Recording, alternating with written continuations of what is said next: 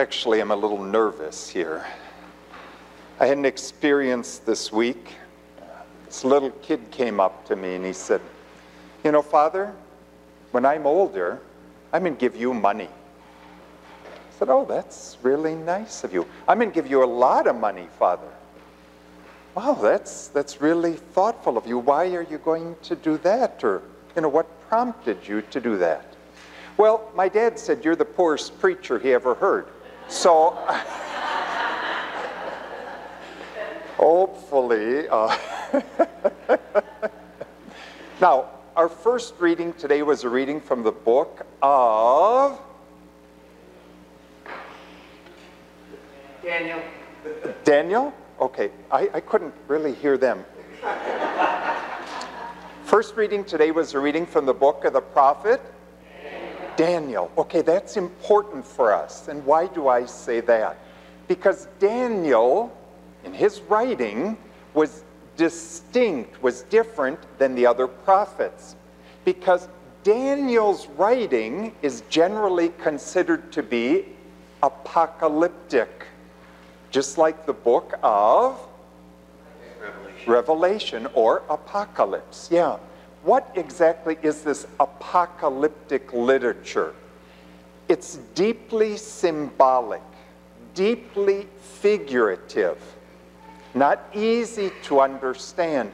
But in essence, the goal of the apocalyptic literature is to reveal or to give a full understanding on a particular subject.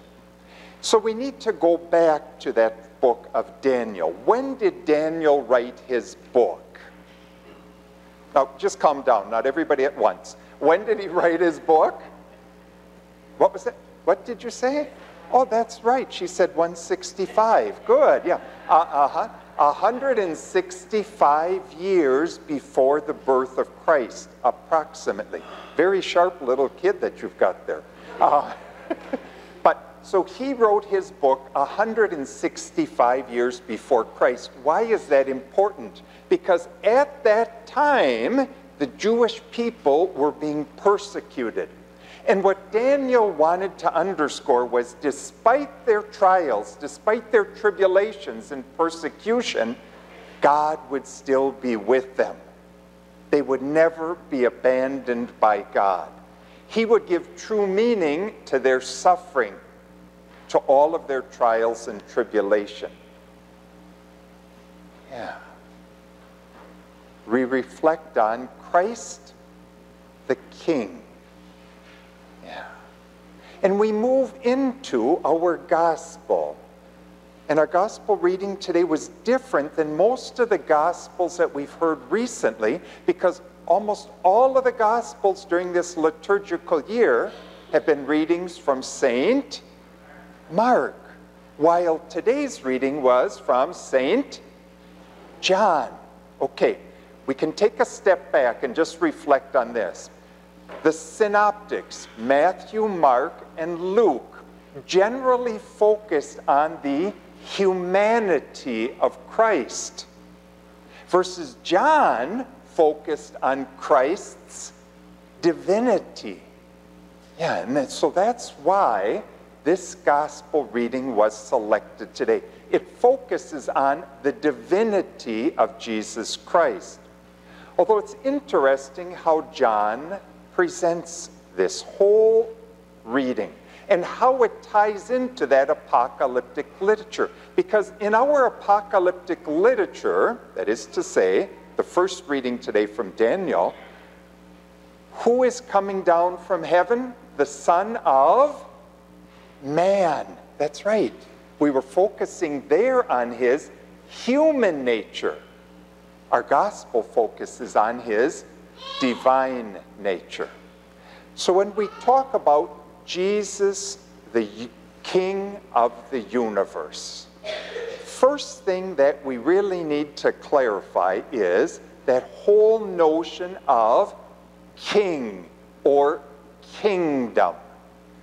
Yeah. Couple of things we need to clarify. Because at the current time, when we think of a royal family, most of us would probably think of the Queen of, yeah, exactly. Yeah, who pops to mind? Elizabeth. Okay, let's think about Elizabeth. Most of us would say that she has been queen for a very long time. Isn't that true? Yeah. Do you know how long she's been queen? Almost 70 years, that's right. She's 95 years old, and she was made queen when she was 27. We're talking almost 70 years, and we consider that, wow, awful long time. No. Christ, as King of the universe, is king not for 70 years, but forever. His kingdom is forever. And why is that? Because his kingdom is a kingdom of truth. Yeah. Remember Jesus said, I am the way, the truth, and the life. The truth is eternal. The truth never changes. Yeah, so that's the first thing that we want to clarify as we think of Christ as the King of the universe. Now there's a second thing that is extremely important for us. To the best of my knowledge, the subjects of the Queen of England did not make an election to be subjects. The fact that they were born, automatically they are required to respect. They are required to pay the taxes. They are required to respect her as the queen. They are her subjects. Now that's different than with Jesus Christ, because while we receive, the vast majority of us receive the gift, and I underscore that word gift, of baptism from our parents, to follow Christ is simply an invitation. No one is required. We have that choice. Do we follow Christ or not? That first reading from Daniel, one of the reasons he wrote is because many Jews had abandoned their faith.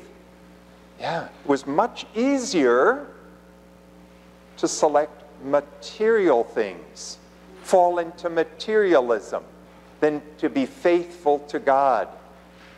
Isn't that amazing? 165 years before Christ, now 2,000 years after Christ, and we see the same reality.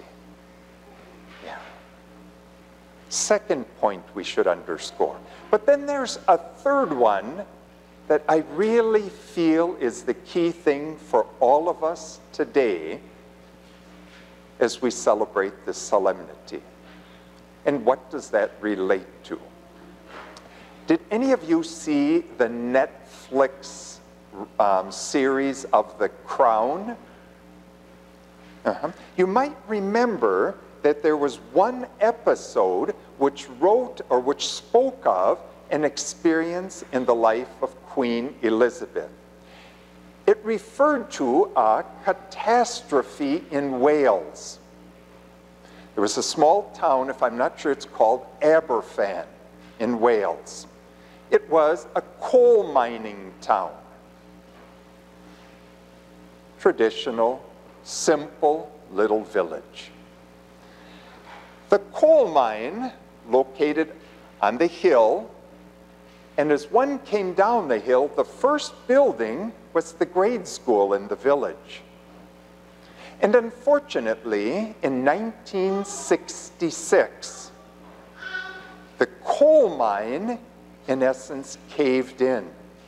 It wasn't a mudslide, it wasn't an avalanche of snow, it was a coal slide, an avalanche of coal which came down the hill and buried many of the buildings in this small village. And the first building that was hit, as you can imagine, was the grade school. Yeah. And unfortunately, at that time, the kids were in class. 116 children were buried under the coal, along with 28 adults. Now, why do I speak of that experience in the life of Queen Elizabeth? Because for Elizabeth, as a queen, she had been so protected her whole life that when this tragedy occurred in her kingdom, she didn't know what to do. She could not relate to the suffering of the people. When did she react? 8 days after this terrible tragedy, the queen finally went to Aberfan and attempted to comfort the people. But for her, unfortunately, because of her upbringing, because of the fact that she had been so protected, she couldn't relate to the suffering of the people. She couldn't even cry. Think of these poor people. This terrible tragedy which had affected every family in the town, and there was no support from the queen. And then when the queen came, more than ever it became apparent that she could not relate to them and to their reality. That is an earthly queen. Nothing against Queen Elizabeth, but I'm just trying to underscore the fact that the royal people that we usually think of are much different than our Christ, the true King. Because more than any one of us, he truly knows what it means to suffer. Has anyone here had a family member who was crucified on the cross? No. We may have suffered, but nothing compared to his passion and crucifixion. So therefore, when we think of our lives, of the difficulties that we face, the challenges, the trials that we have, he understands and can relate to each and every one of them. He is the true King of the universe. And for that reason, you remember I asked a favor at the beginning of Mass? What was that favor? Thank you. Say thank you. Yeah. Even though we start out our days, we might not feel that well. We might have some difficulties, some challenges. We still need to thank God. Yeah. Because he understands each and every one of them. We also need to thank God for all those moments of joy, for all those gifts that we've received. And when I speak of the gifts we received, that include, or needs to include, those moments of suffering, of challenge. So, today, we thank God. But we not only do it with those two simple words when we wake up. More than ever, we need to do it with our lifestyle. Remember that old expression, words teach, but example draws. Yeah. We're called to evangelize. This is the principal way.